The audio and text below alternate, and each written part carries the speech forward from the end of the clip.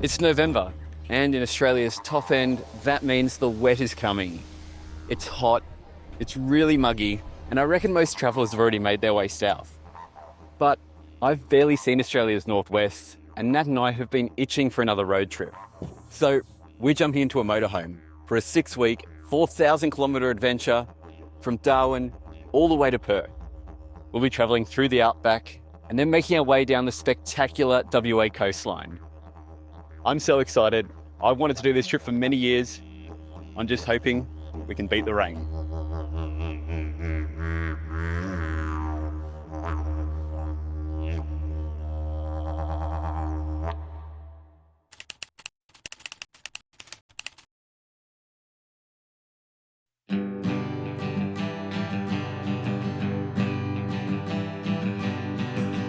Setting off from Darwin with a fully stocked motorhome, we had little plan beyond heading west. It's a road trip, and it's starting to wear off. The temperature was hovering around 40 degrees, and I was keen to find a place to cool off. Luckily, the NT has a number of places to do just that. Our first stop was Florence Falls, one of the NT's most iconic swimming holes. Even though the off-season had started, it was Saturday, and I expected we'd be sharing this spot with plenty of others. I'm coming down, I'm driving down, I'm coming down, I'm driving down again. As it turns out, there were only a handful of people in the water, and it all seemed a bit too good to be true.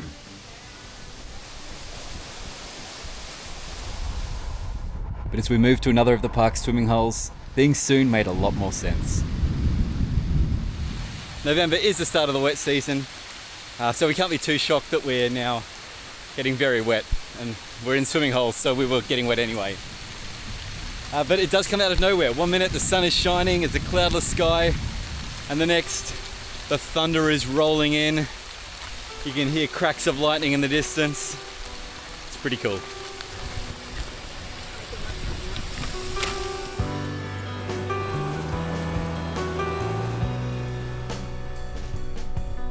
2025 was a bad year for bushfires in the top end, which might explain why backburning was still taking place so late in the year. This form of land management has been done here for thousands of years, and we'd see plenty of evidence of it as we continued west. The rain did limit our sightseeing in Litchfield, but we were still able to stop and check out some of the termite mounds the park is famous for. Termites are prevalent across the Outback, but these magnetic mounds are unique to the top end. They're thin and flat, and aligned north to south, which helps them cope with the harsh heat from the sun.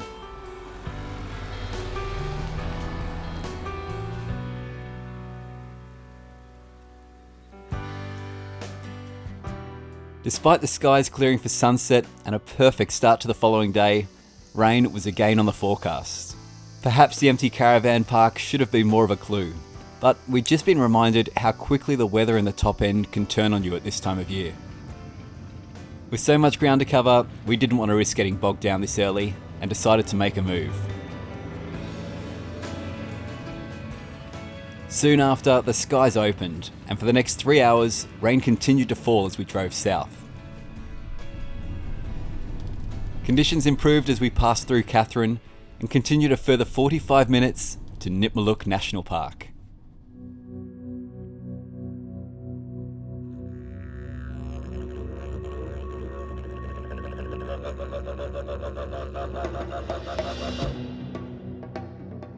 The Northern Territory is famous for its photogenic sunrises and sunsets, and waking up for dawn is one of the best ways to experience the colours of the NT.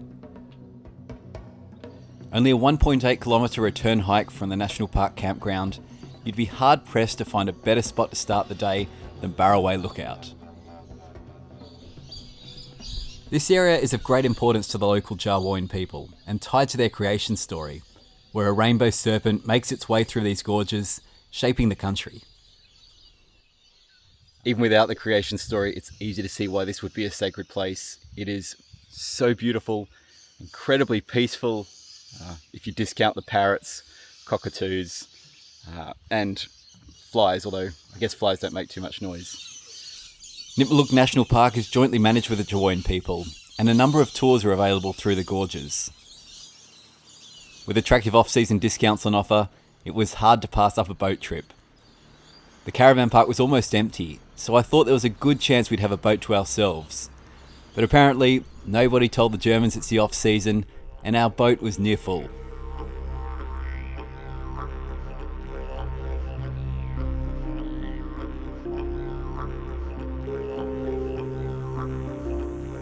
When the summer rain is severe, water levels in these gorges can rise over 19 metres. However, during the dry, it's so shallow that walking is required between different sections.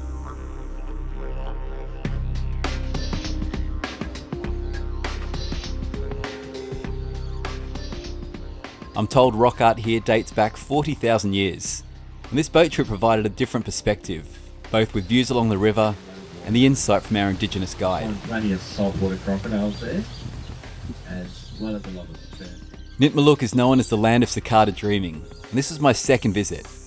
If you're out this way, I highly recommend doing one of the tours, particularly if you're interested in Indigenous culture. Whatever the case, I reckon there's more than enough to justify spending at least a couple of days here.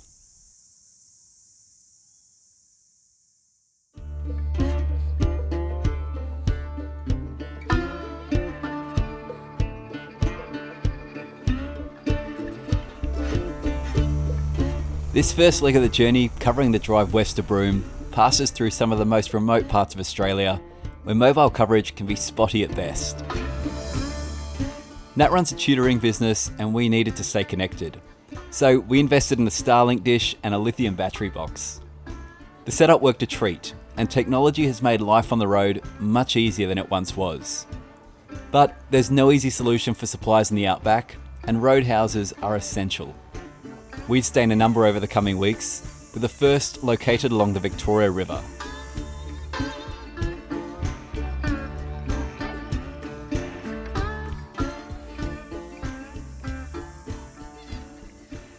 So we've parked up, Nat's finished work, time for a little sunset stroll. There are some resident saltwater crocs here. They are big boys, so I just thought it's best let Nat walk a little bit in front. Always good to have some bait on hand. That comment went down like a lead balloon, and I was promptly instructed to take the lead. We didn't notice any crocs, but the scenery from this stop made it a real winner. It's funny to think watching the sunset along the highway could feel so idyllic and tranquil, and yet it did, at least for the most part.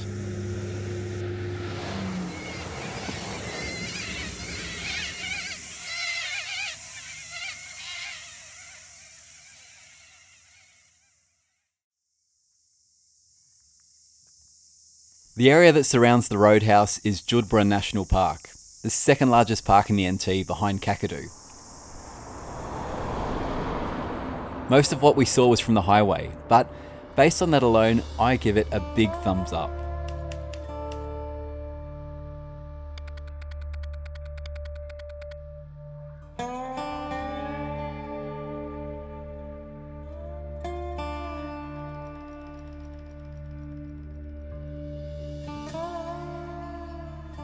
As we continued west, it wasn't long before boab trees started dotting the landscape. A couple of years ago, we'd taken a brutal 16-hour bus ride across Madagascar to see trees like this. Now, we were passing hundreds of them in our own backyard.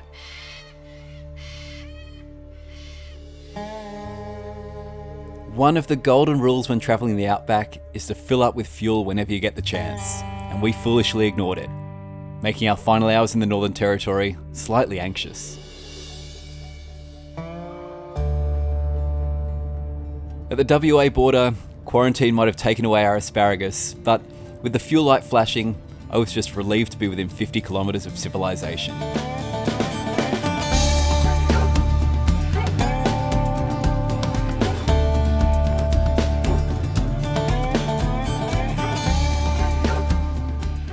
All's well that ends well, and after filling up with diesel, we were ready to experience the Kimberley, with our first stop, the town of Kununurra.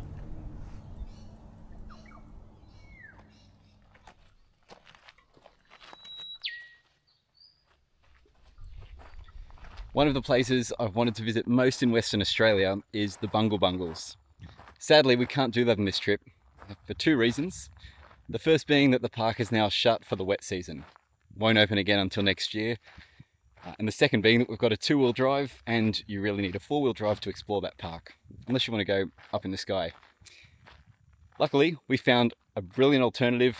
This is Mirima National Park. It's got very similar sort of beehive dome type formations, a gorgeous red colour, particularly in the early morning, late afternoon, which is the best time to be out anyway because it is far too hot in the middle of the day.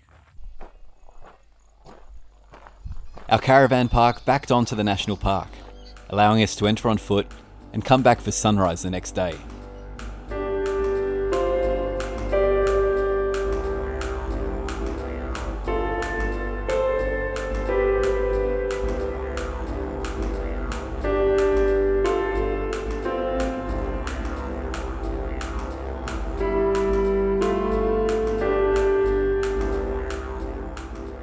Kununurra faces its challenges. Tourism and agriculture are both seasonal, and being so remote, costs are high and opportunities for locals are limited. However, the beauty of this region is undeniable, and as we're about to find out, it's not limited to Mirima National Park.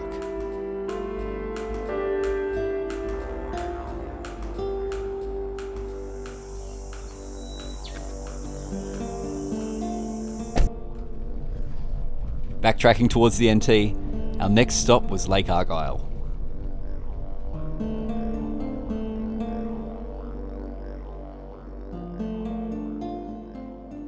Recent bushfire damage couldn't detract from the epic backdrop this region offers, though the true scale was more evident arriving at our destination.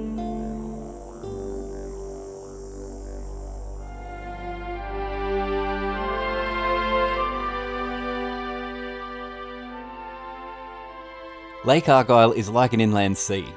When it's full, it holds nearly 20 times the water of Sydney Harbour. The original plan here was to grow rice, but birds kept eating the seeds and it failed.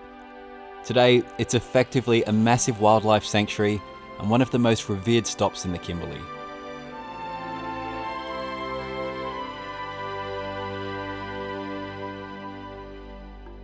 Standing above the dam, I couldn't help but marvel at the ambition and work it took to develop a project like this in such a remote part of the country. There are a number of hikes available from the caravan park, both to lookouts and down to the water, where some choose to take a dip with the 30,000 freshwater crocs that live here. But with an infinity pool like this, I was perfectly content to leave the freshies to themselves.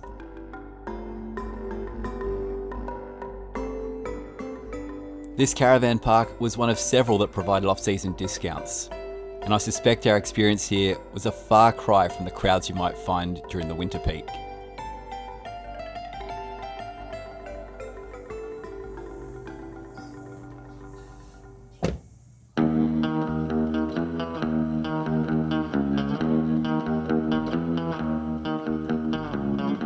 It was time to cover a big chunk of ground, and it seemed we had the perfect day for it. But while ducking into Kununurra to grab some supplies, things changed.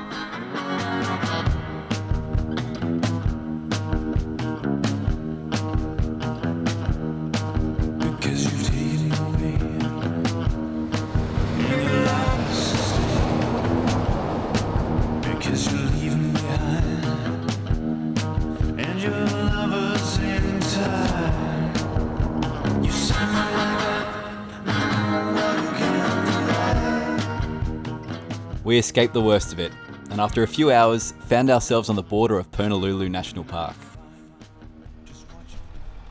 Here's where the Bungle Bungles are located, and there are a few free camps with amenities just off the highway. We found a spot for the night backing onto the Ord River, where the impact of the recent rain was evident.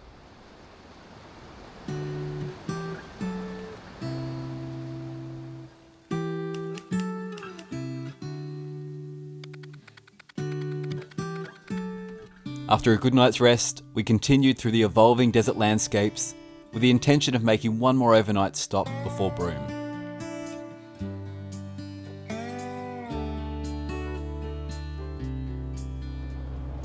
We're on day 2 of our drive from Kununurra to Broome. There's 2 different routes you can take for this leg of the journey. The first is the Gib River Road. Here's an iconic 4-wheel drive track that is definitely not suitable in a rental RV. So instead, we're on Highway 1, which is the world's longest national highway network. It's 14,500 kilometres, and obviously a huge diversity of landscapes as it circumnavigates the country. The weather today is looking a bit better than yesterday, but it is only 9 o'clock, so there's plenty of time for that to change.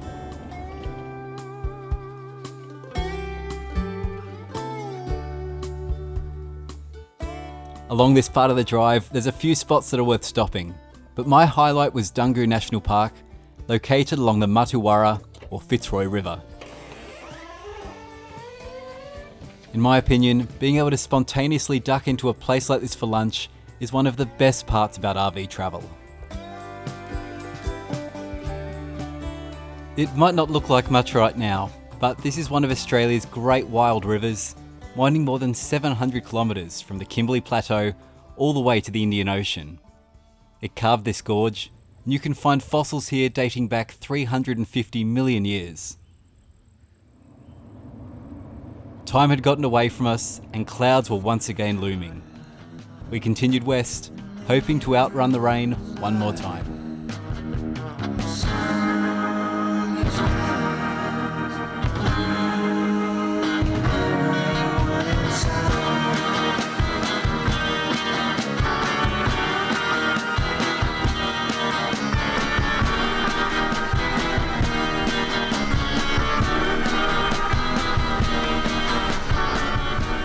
Opting not to push our luck any further, we pulled into Willair Roadhouse, just under 200 kilometres from Broome.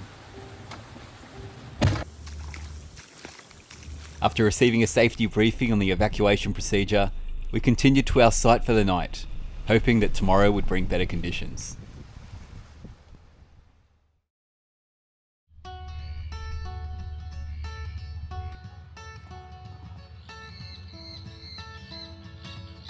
There's nothing quite like the fresh, outback air the morning after a heavy downpour.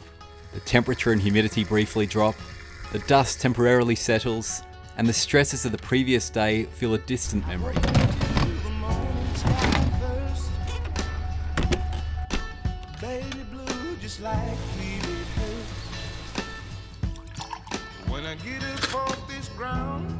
By this point, we had a good routine going in the motorhome.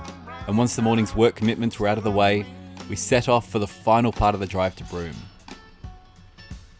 The day may have started off well, but once again, we could see clouds building. We were given one final reminder of what the wet season can bring, and this time it was so heavy that we had to pull over. This weather is absolutely insane. While it sometimes looked dramatic, rain was generally short-lived, and the motorhome handled conditions perfectly. Doing this trip a little later in the season, it may have been a different story, but as we arrived in Broome, rain no longer felt a threat. It was now time to relax, enjoy the conveniences of the Kimberley's biggest town, and take in the wonderful breeze of the Indian Ocean. It's a good day to be, a good day for me, a good day to see my baby colors. My sisters and my brothers, they see 'em like no other. Oh, my baby colors. Well, we certainly did not beat the rain, but it didn't spoil the trip. In fact, it kind of added to the adventure and provided some much needed relief from the heat. I think when you do a trip like this, where you park up for the night makes all the difference. For that reason, my 2 highlights have to be Nitmiluk National Park and Lake Argyle. Scored a couple of great campgrounds, both had really good walks, and it was nice to have a pool to cool off in as well. But as much as anything, I just love the drive. We've covered about 2,000 kilometres so far, and the diversity of landscapes in the outback never cease to amaze me, particularly those deep red colours in the Kimberley. That was just sensational. Anyway, we are now going to relax in Broome for a couple of days. I really like this town. Lovely laid back vibe. This beach is just brilliant, and it's nice to have some good food because let's face it, that is one thing the Outback does lack. And then of course we can't spend too long here because we have part 2 of this journey. We have to make our way down to Perth. We're going to check out a whole bunch of beaches and a couple of national parks that I've always wanted to visit. So I hope you'll tune in for that. But until then, thanks very much for watching. My name is Ricky Dunn. Bye for now.